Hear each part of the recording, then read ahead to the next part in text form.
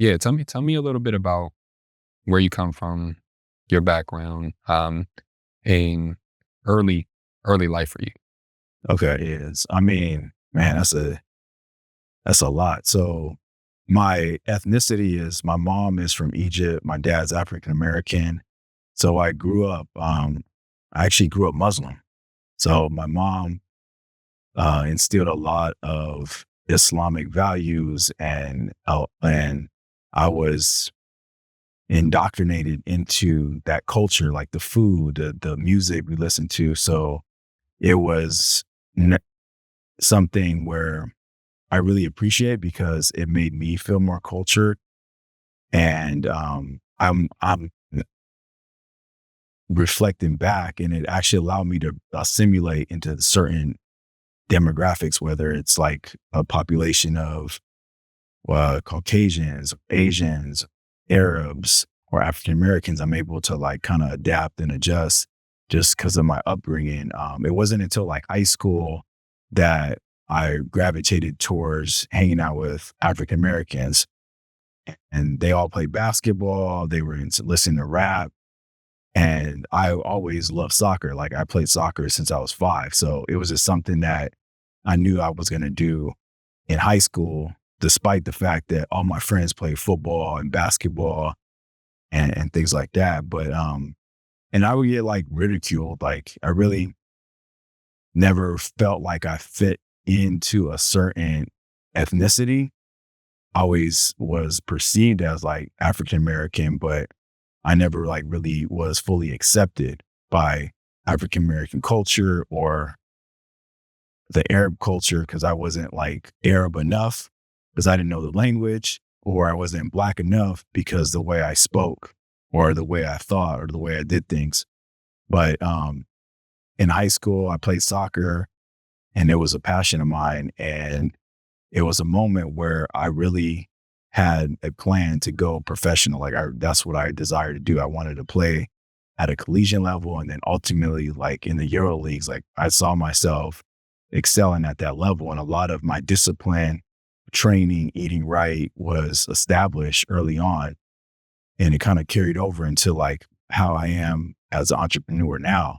Cause these are things that were instilled in me just to be great and try to strive. And it was 11th grade. I was excited.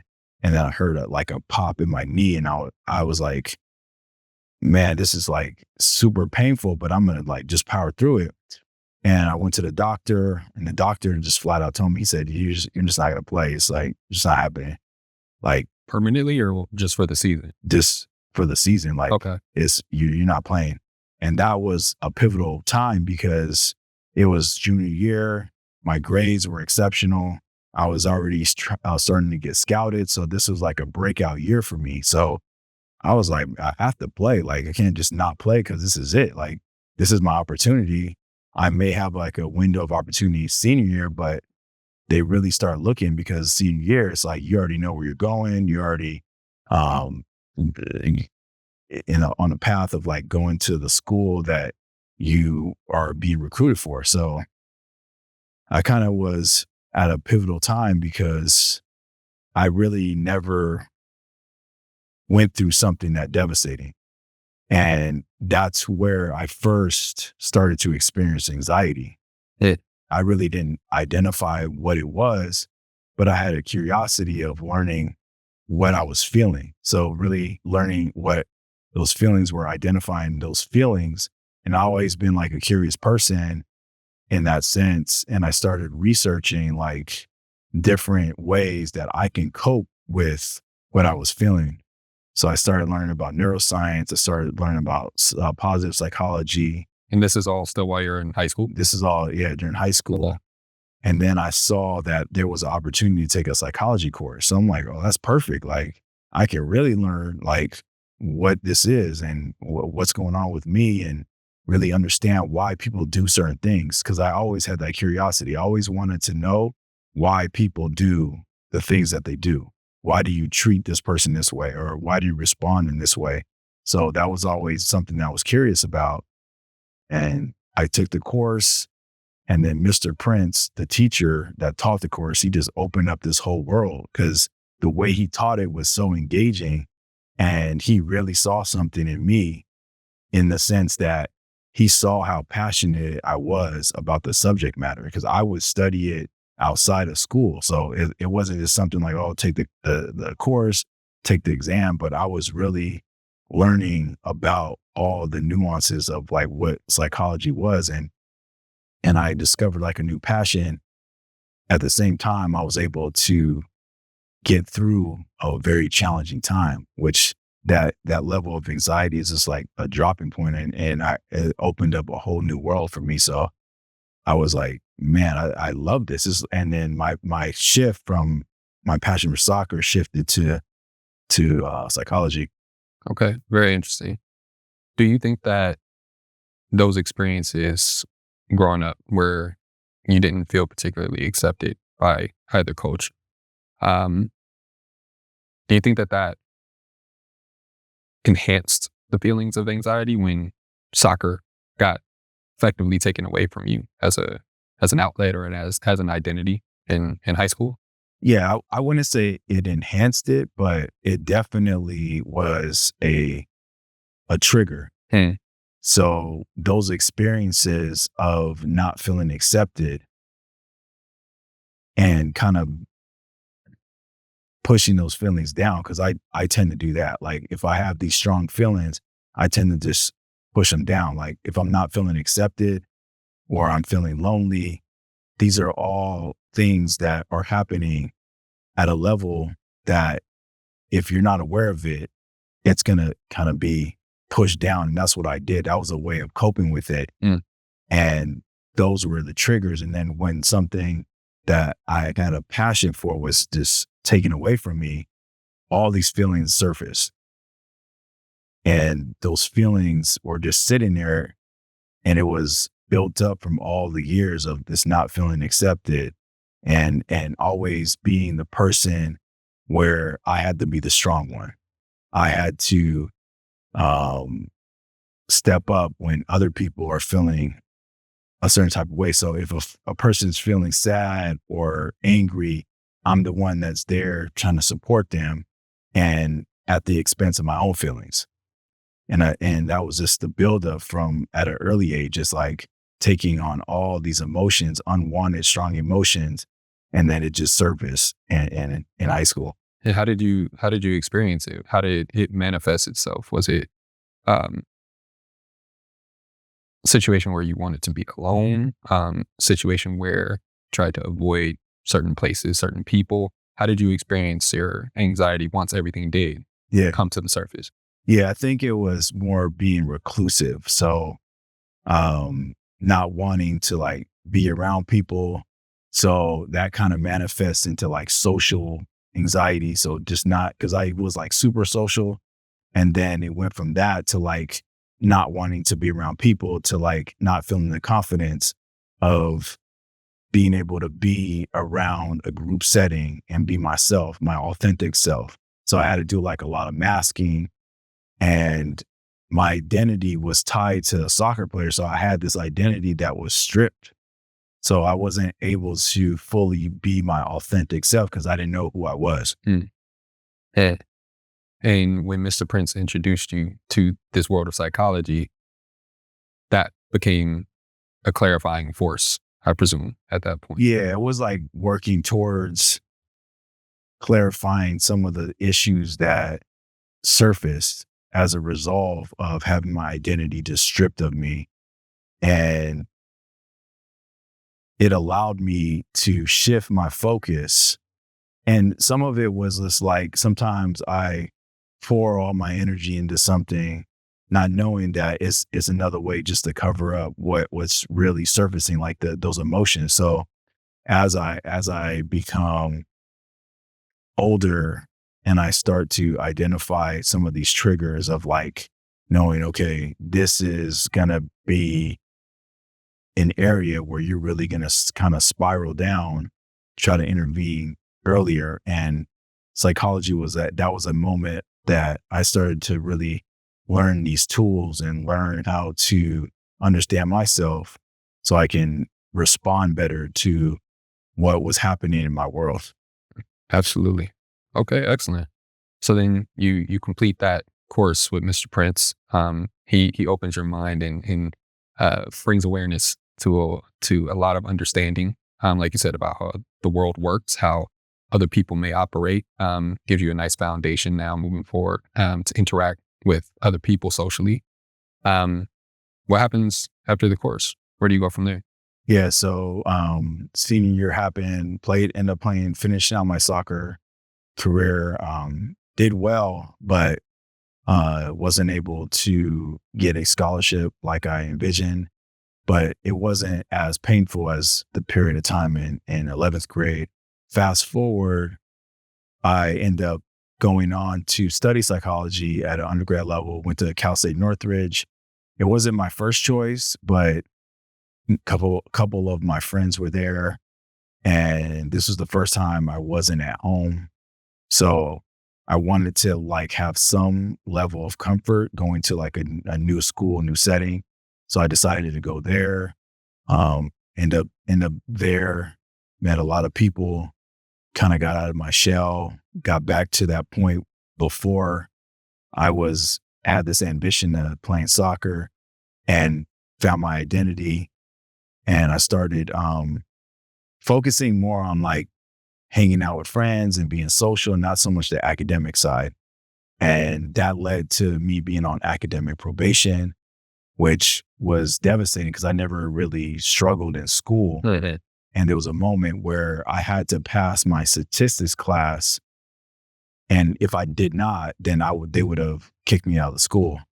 So it was like, there was moments like this that kept taking me back to experiencing like extreme anxiety. So I was like, because I was like right on the cusp, like I had to pass the class with a B and I had the final. And if I didn't get a B or higher on that test, then the 4 years of undergrad was going to be done. And then I honestly didn't know what I would have done.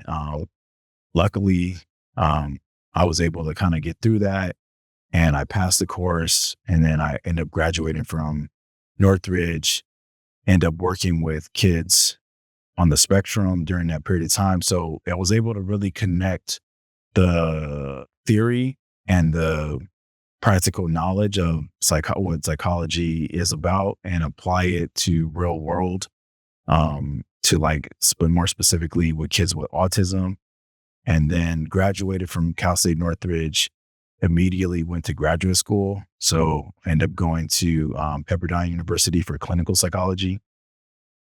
And that's where I really shifted my focus on trying to open up like a private practice because I always like was an entrepreneur and always wanted to do that.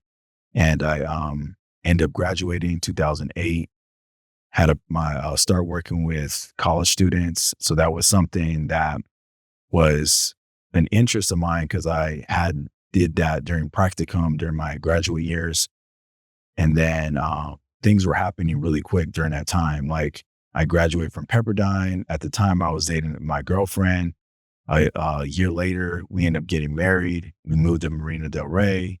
So everything was kind of falling in line. I had this career. I had this wife. And then a couple years later, we had our daughter. So everything was like falling into place, at least from the world standpoint of what you're supposed to do, regression wise, career wise, family wise, everything was working out. And then there was a moment where everything was taken away. So it went right back to that time when I was in high school where I had this identity. I was a husband. I was a father. I had a career. All this was tied into my identity. And then it was taken away. And I went through a divorce. And then I spiraled back into this deep, deep level of anxiety. It was worse than when I was in high school because it literally was something that I wasn't expecting. It was out of nowhere. And I was truly like devastated during that time. Yeah. What did you learn about the way you handle adverse events in life now that you've had a second one. As it sounds and what I'm hearing is that um, a strong sense of identity was something that was able to give you confidence, give you peace, give you, um, I guess, a sense that you were moving in the right direction in life.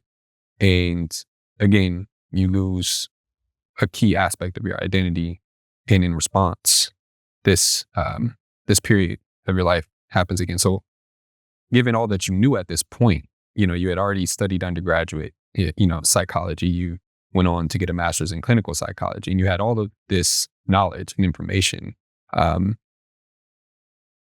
what did you learn about yourself during that period?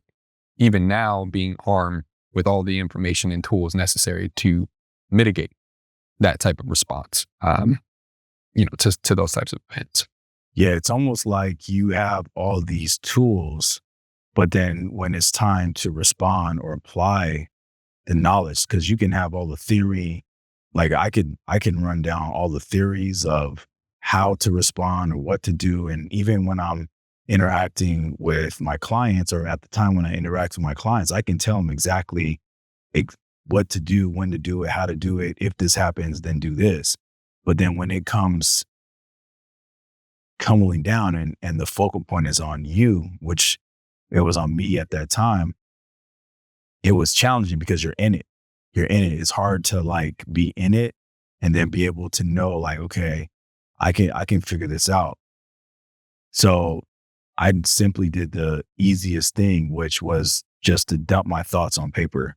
So I started to journal, started to do mindful journaling every day. I started to focus on my physical health. So I started going to the gym, and I realized that it allowed me to take what I was dealing with and putting it in a different space.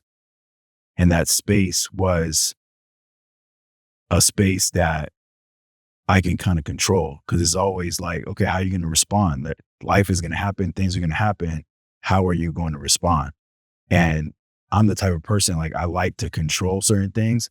So what it did was it allowed me to kind of control the narrative.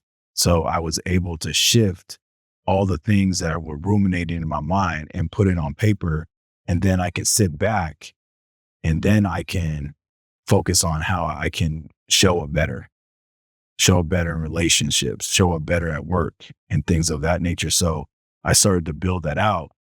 And that's where the starting point of the mindful journaling really came to full, is I started using it for my own clients. So the college students I was working with, and they were coming back to me like, this is amazing. Like, I'm able to really use some of the tools that you're giving me. So it's not just about cognitive behavioral therapy, reframing my thoughts, but I'm able to put down my thoughts on paper and really understand how I'm feeling. And then what I'm feeling is connected to what I'm doing. What I'm doing is connecting to how I'm showing up in the world. So it was like a whole like process with that. Yeah. Can you tell me a little bit more about mindful journaling? What is it? How do you How do you utilize it? Yeah. How do you do it? I mean, the best way to think about it is like meditation. Like, for me, I tried it. I try to like sit there in silence and just meditate. But what happens is I'm thinking about 100 different things, and it's hard for me to sit there and sit still. So for me, mindfully journaling is you are really focused on what you're writing, or at least putting down on paper. And it's a different approach to like mindfulness. It's a different approach because the act of writing something down releases whatever endorphins or whatever you're feeling at the time, and allows you to see it, feel it, and tap into all 5 senses. So what exactly does it mean to be mindful? So mindful is just, you just bring your awareness to the present. So when you're bringing your awareness to the present, you're allowing yourself just to focus on what's happening right here, right now. Like me and you are talking, being present. My mind is elsewhere. Like, I'm thinking about what I need to do, I'm thinking about what I'm going to eat. But when we draw ourselves to the present, I'm really focusing on the questions you're asking. I'm paying attention to what you're saying, how you're saying it. So that is something it requires a level of skill. And with meditation or mindfulness, they kind of go hand in hand. It allows you to be more present. So when you're more present, you're able to show up in relationships better.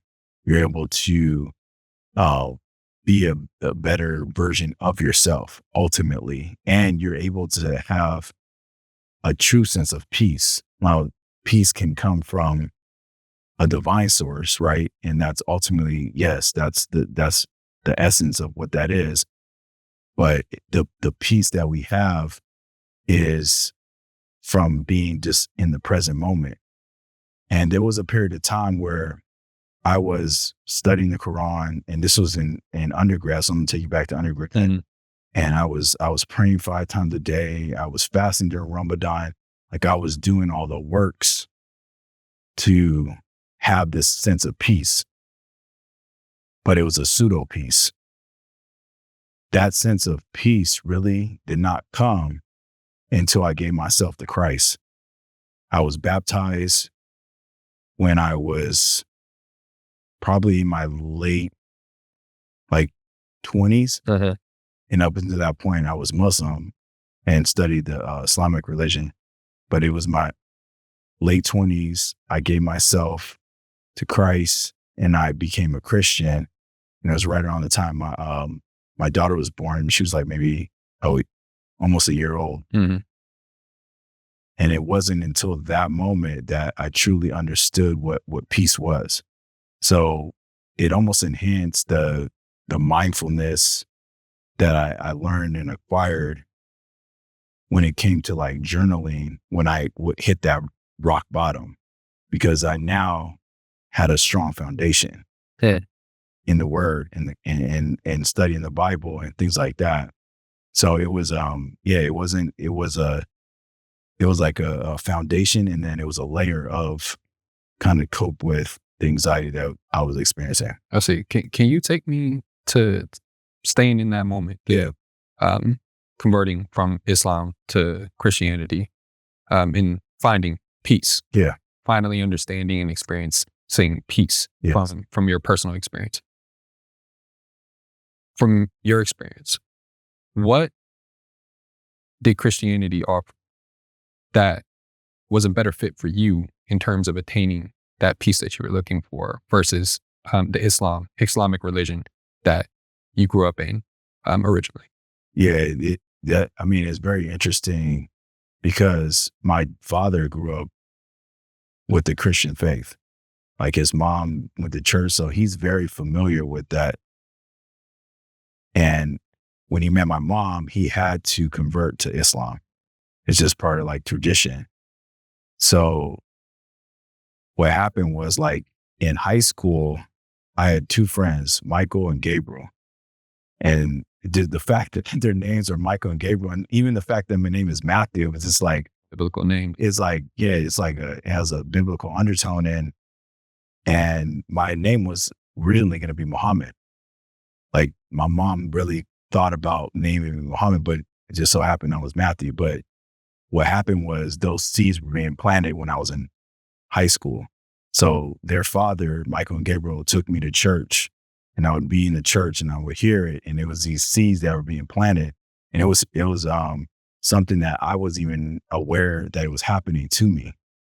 So when I was in college, the same thing happened. Like girls I was dating, they would take me to church, and I was just kind of learning about it. And I started to question the Islamic beliefs that was being brought up, but it didn't come full circle because when I married my first wife, she wasn't really into a faith. I wasn't really into a faith outside of the tradition of like growing up in Islamic culture and things like that. And there was a medical condition that she had experienced that she came to a point where she almost lost her life. Mm. And a few months prior to that, we were actually going to church consistently. We were going to church. We were doing like Bible study on Wednesday, and we were going to the service on Sunday. And this was like going an hour and a half drive from LA to the Valley to go to this specific church. And we were like in the word and we were really in it. And then this medical condition happened. She was hospitalized, and the doctors, they couldn't even explain what was happening to her to intervene. Pastor came, and keep in mind, this pastor, outside of building this church, was very small, like maybe like, I would say like 30 people there. He was a bodyguard, and he wasn't well spoken or well versed, but when he was on the pulpit and he was speaking, it was almost like the Spirit was in him and he was speaking straight from the Bible, like verse by verse, and he was articulating himself to a level that you can't even comprehend, because you talk to him one-on-one like this and it was like talking to a different person. Right. He came, he did a prayer over her, and the next day when the doctors came in, they were like, I'm not sure what happened, but you were okay. Like, you're going to be okay. Like I don't know how your levels have dissipated, because it was like a life or death. Like their blood levels were so high that it was going to affect her like brain. And it was going to like be, to a point where she may have lost her life. And they came in, they said, yeah, we're going to set up your discharge papers and you're free to go. And we were both looking at each other like, what is going on? So that was the moment where I was like, okay, I'm all in. You showed yourself, you revealed yourself. Jesus, I'm gonna follow you. Like, that's the moment. And shortly after that, I got baptized.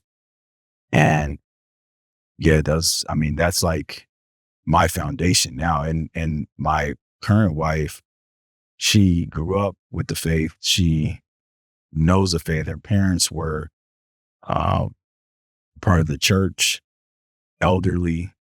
And when we met, it was even a interesting story too, because I met her when I was in college and she was in high school, and we were at Jerry's Deli, and I immediately like connected with her. I saw her and I got her number. At the time, she had a boyfriend, but we ended up staying close friends. Some time passed by, and we ended up reconnecting. Fast forward, like in 2021. So this was like 3 years after I had my divorce. I had got back to the flow of things, and I was actually in the process of building Boom, the app, right before I reconnected with her. So she kind of was at the beginning stages of that.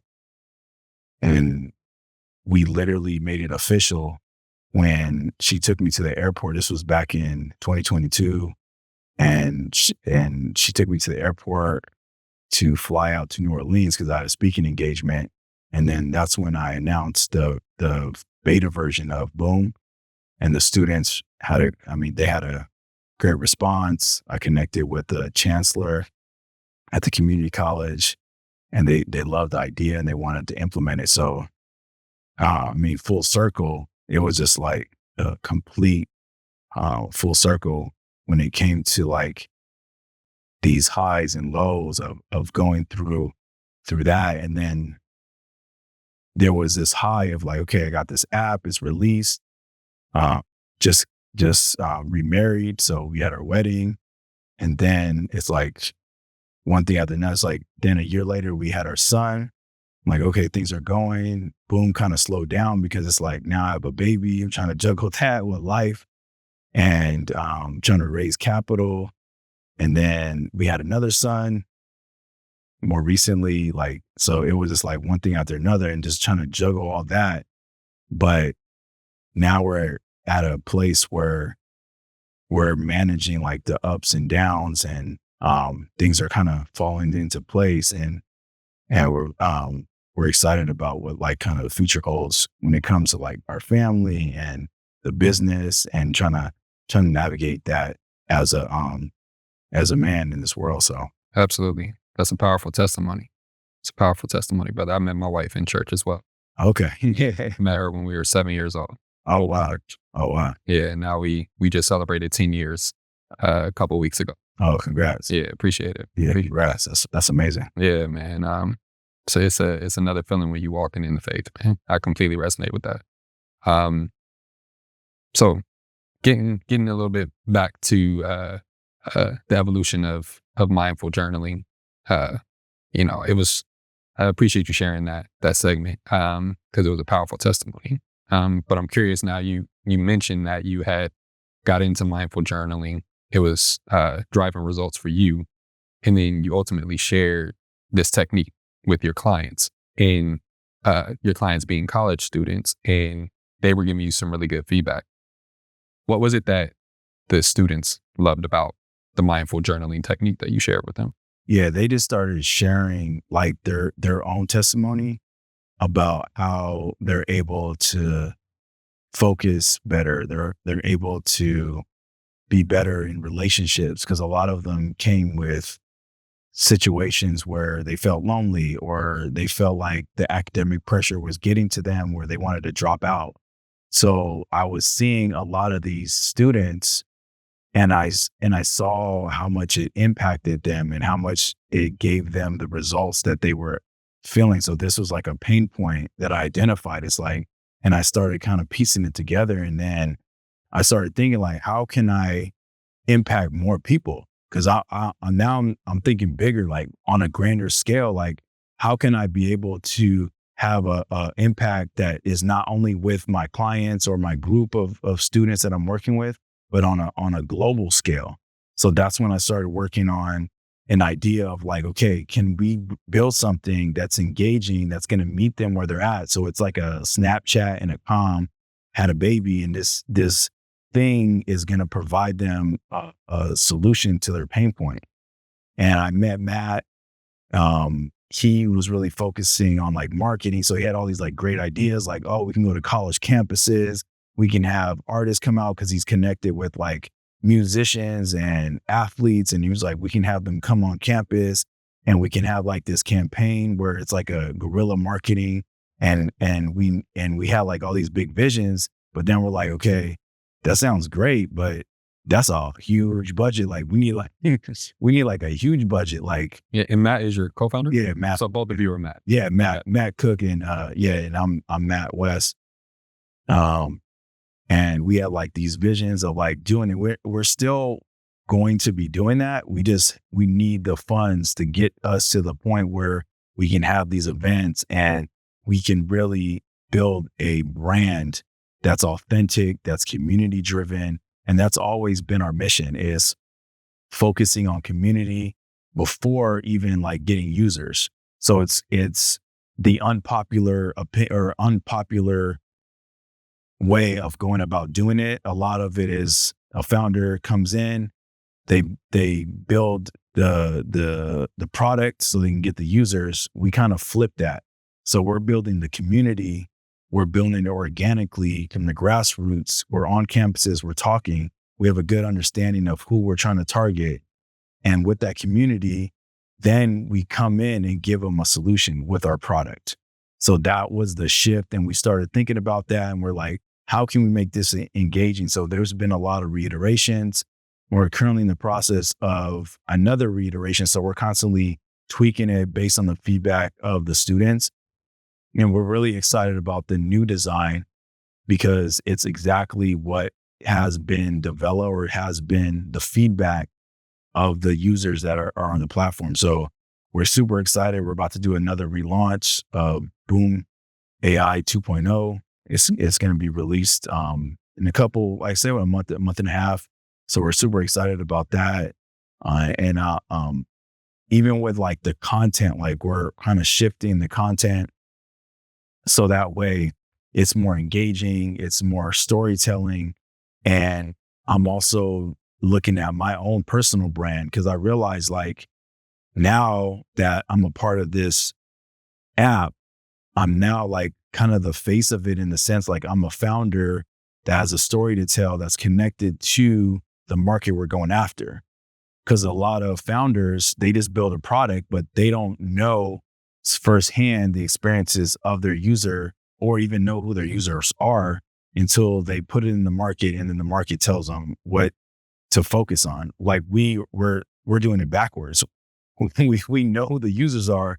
We're just creating a solution for them. Okay. And can you walk me back a little bit in terms of understanding the solution and the product? So, target market is college kids who are going through various mental health challenges.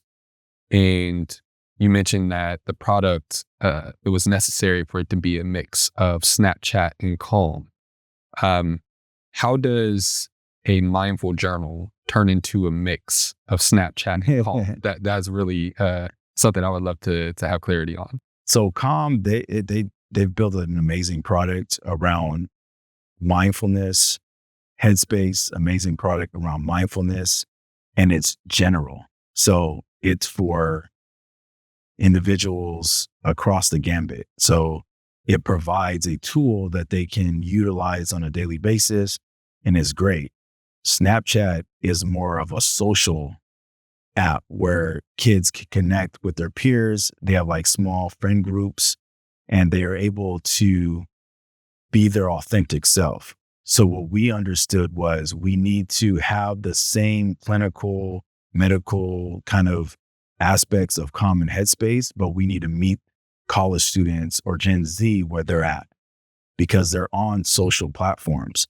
So that's why we're focusing on the social aspect of it and then sprinkling in the mindful journaling aspect where they're understanding their moods, they're understanding how it affects them, but then they're able to do it in a way that is connected to their authentic self. There's a level of privacy. It's personalized because they're taking on this journey when they're onboarded of understanding who they are. So it's not just like an app that's very generic for everyone, but it's specifically designed for Gen Z, for college students, and meeting them in terms of like feature wise of like, here is something that you can use on a daily basis, but ultimately like the mission is to help them improve their mental well-being. And you're doing that through building a social platform first, Yeah, with mindfulness features layered on top of it. yeah. So building the community, building that out. So even on our socials, we're building out the community. So we have this community, and then now we're giving our community a solution.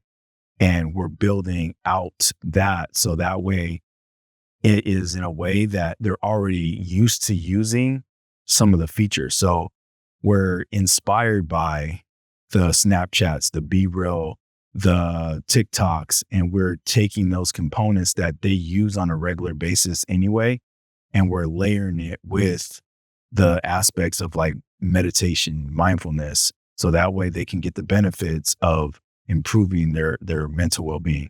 Interesting. Is there any integration with those platforms, or are you building a standalone community and social app separate from these platforms that they're already using, but with similar features? Yeah, so it's not so much a social network.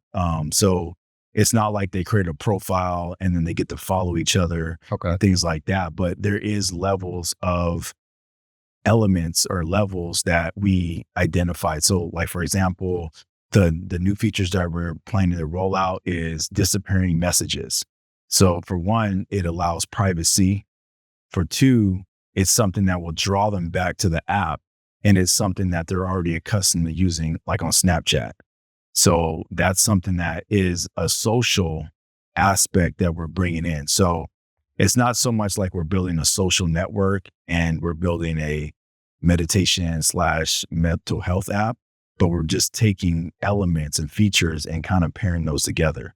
So the another feature would be streaks. So them checking in daily and they have a streak of sharing their mood with their friend.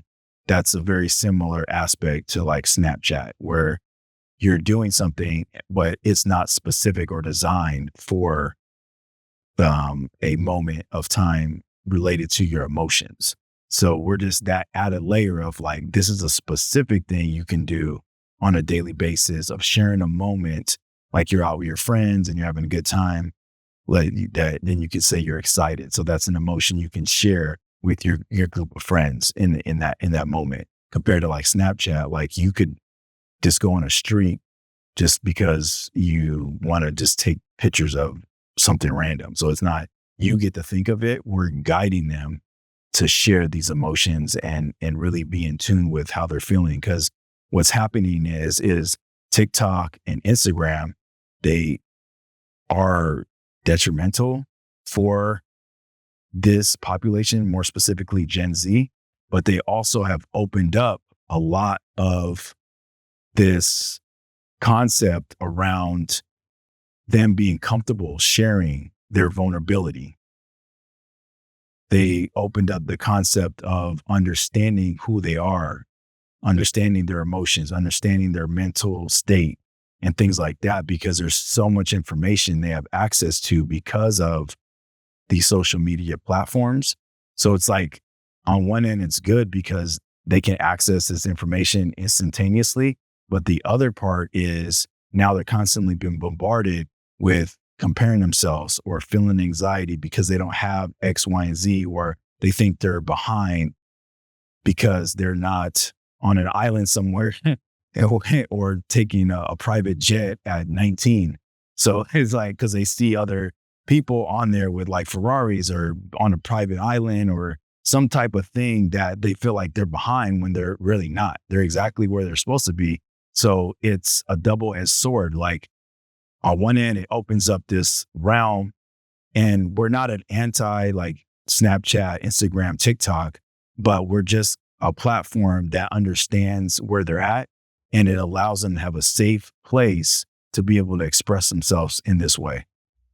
Interesting. I mean, you've worked with college students for over a decade now, so spanning millennials and Gen Z. What's characteristically unique about the Gen Z experience versus the millennial experience that you've observed in your career so far?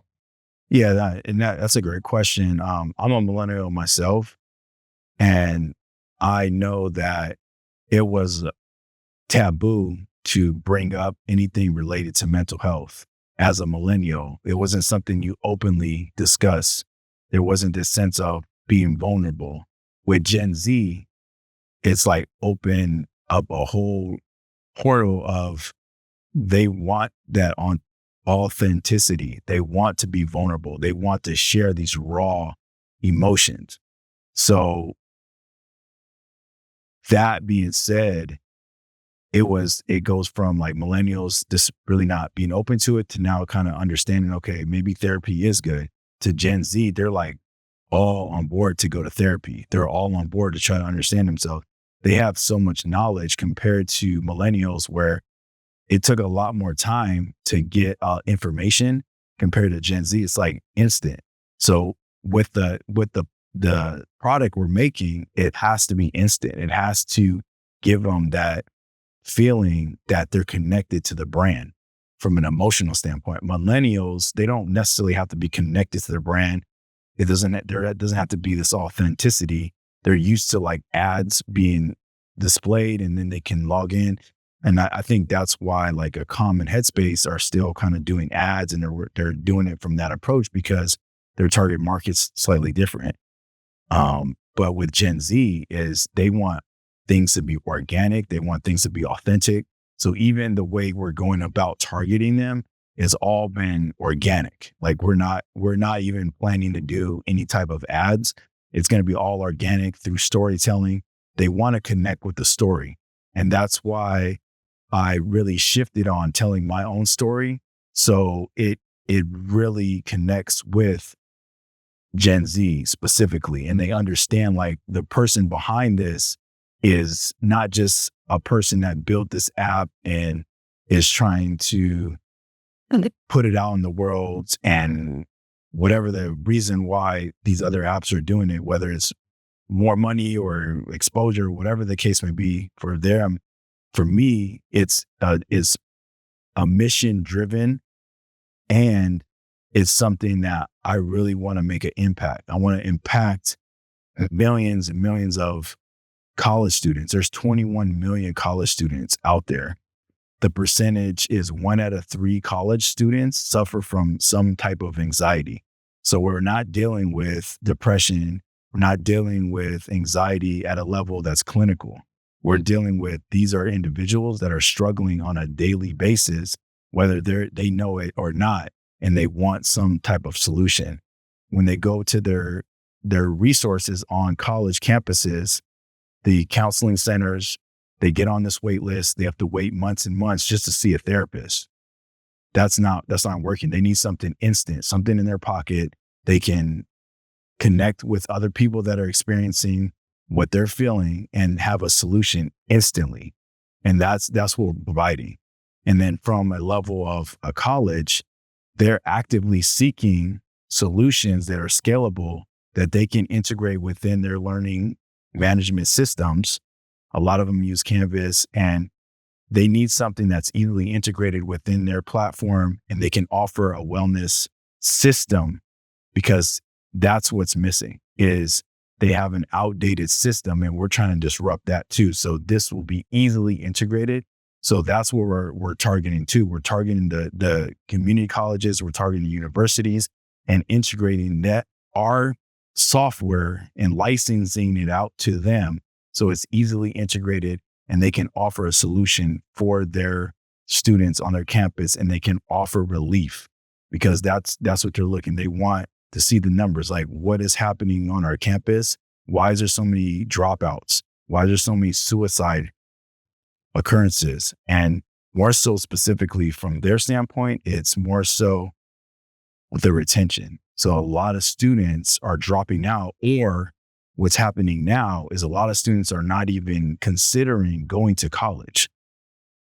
And that's a shift that's much different than millennials. Millennials is like, okay, you go to college, you go get a job, you stay at that job, you may stay there 15, 30 years. And that even shifted from millennials' parents, where it was, you go to college and you stay at one job for the rest of your life. Millennials started thinking, okay, maybe I'll try something different. I'll change my career path. And then Gen Z is like, I don't know if I want to stay at a job at all. I don't even know if I want to go to college. I don't even know what I want to do. And they're like at this point where they're needing guidance, and they need to be able to understand their emotions. And that's why they're actively seeking being able to be aware. There's like a consciousness that they have about them, that they want to be aware of who they are, how they show up, how their emotions affect other people, how their emotions affect themselves. Interesting. Couple thoughts and questions there. First question, you mentioned that the students have a culture now, Gen Z has a culture of sharing raw emotions, authenticity via social media platforms, and using that as an outlet effectively to share their emotions. In your professional opinion, what are the trade-offs associated with that approach, and why is Boom a superior alternative to that? Yeah, so that's a good question. So there is a select group of people that are doing that. So when you look at it from a broader aspect, these are an isolated group. So it could be like influencers, and these influencers are being vulnerable and sharing these raw emotions, but it's because there is this opportunity cost to it, meaning they get likes, they get views, they get more sponsorships. There's a monetary value when it comes to the authenticity of sharing on these platforms. Is it still authentic if it's driven by those incentives? Well, I mean, that's debatable. Yeah, right, It's exactly. debatable. So that's what I'm seeing. I'm sure that it would be, it would be debatable with that. But there is this layer of incentive. When it comes to our platform, we're just creating the safe place for them to do that without the likes, the views. So that's the component where it's not a social network where they get likes, views, and follows, and they look at their follower count. We eliminated all that because we wanted that aspect to be removed. We just wanted to take certain mechanisms that will allow them to come back to the app. So that way they can focus on their emotions, managing their emotions, identifying their emotions, understand their emotions. Excellent. And then from a university perspective, what data is the software providing to these universities that are helping fulfill some of those needs that you mentioned? And is mental health one of the leading reasons why Gen Zers are foregoing college? And if so, then how does the software help universities address that? Yeah. So a couple questions there. So I'll answer the first part. So the way it identifies the data is anonymously.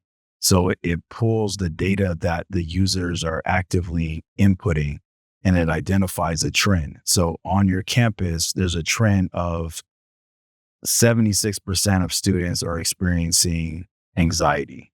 And with that trend, it calculates it so that way they have a organized PDF that they now can take and go seek out funding for grants. Because there's grants out there specifically designed for getting funding for your campus and building out these wellness programs. And in turn is that can be, once it's integrated with their learning management system, it's tied into their grades. We're tying it into the retention. So we're able to kind of see these trends without the invasiveness of knowing the exact data that's being inputted into the daily users.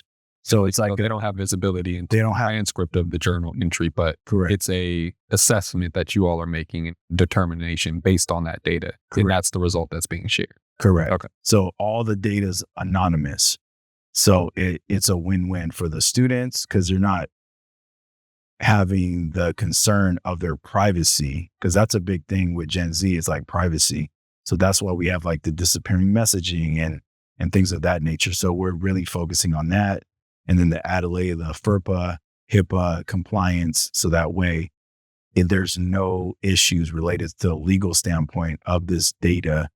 And then the campuses admin get access to anonymous data that allows them to make informed decisions about building out these programs where they can send this report and get outside funding. So they don't even have to fund the program. So the program that they're licensed out can pay for itself. So ultimately, like it's a win-win for them, for us, everybody wins. And now we have a integrated, seamless, scalable solution that's beneficial for the students and for the schools. Excellent. And then the second part of the question was around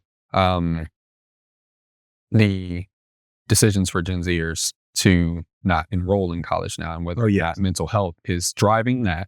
And if so, how does this software help universities address what I guess would be a top of funnel problem? Yeah. And I think more so it's from a marketing standpoint, it would be an incentive because the program will offer a mental health program that they can connect with, the college students will know about. But when it comes to making a decision in high school, there is some layer of anxiety when it comes to like going to college and the thought of going to college and being there and having the academic pressures, having the social pressures. So there is a layer of that component. But I think the data that is out, it really highlights the retention. So these students are going to college, but they're not remaining there. They're dropping out. And the cost, and I've studied the cost to have a student drop out and then them marketing to have more students attend is significant enough where they're losing a lot of money because of the amount of students that are dropping out. So we're talking about multiple millions of dollars that are being lost because student dropout rate has increased. What's significant about entering into this relationship with these college students in college, as opposed to going upstream to high school? for example, where a lot of these traumas or experiences first manifest themselves in a meaningful way for a lot of these students. Why is it important that you get them at university versus earlier in their adolescence, I guess? Yeah, then that's a great question. So my first thought around that is the earlier you intervene, the more powerful the intervention. So, I mean, if we really want to go into that aspect, intervening at elementary level would be powerful, Mm, right? So the reason why we targeted college students is not so much the timeline of when to intervene. It's we know that population very well. We know what their needs are. As we continue to expand, and we've thought about doing this, we thought about expanding so that way we have a tool, because that tool that is provided to someone in elementary, someone in middle school, high school has to be very different in the way it is being presented.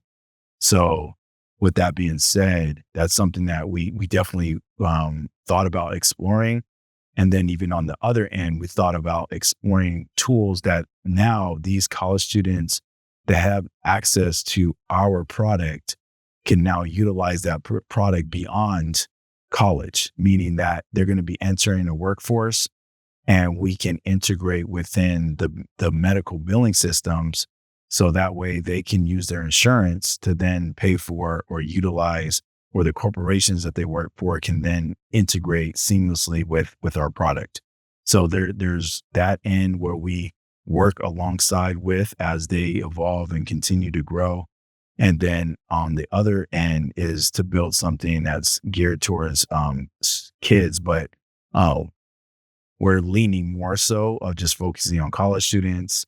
We've identified a pain point and then building a product that works alongside as they enter into the workforce.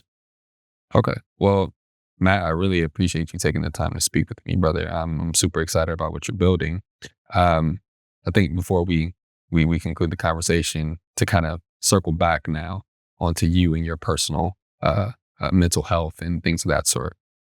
Presently, how are you managing anxiety today? How's your well being? How's your mental health? And is there anything outside of mindful journaling, or are you still continuing your mindful journaling since you know that it was effective for you?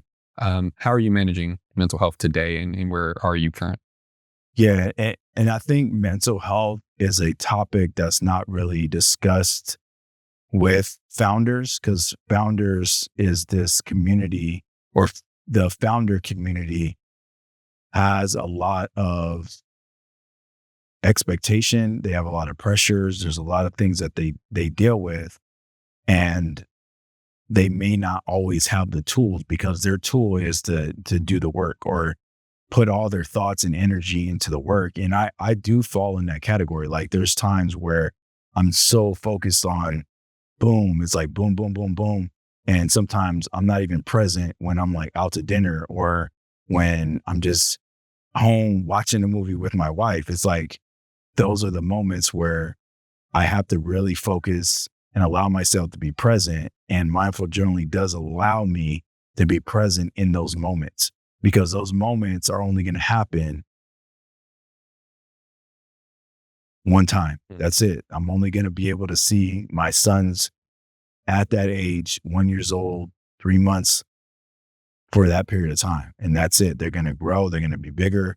And I don't want to miss out because I'm so focused on trying to build, build, build.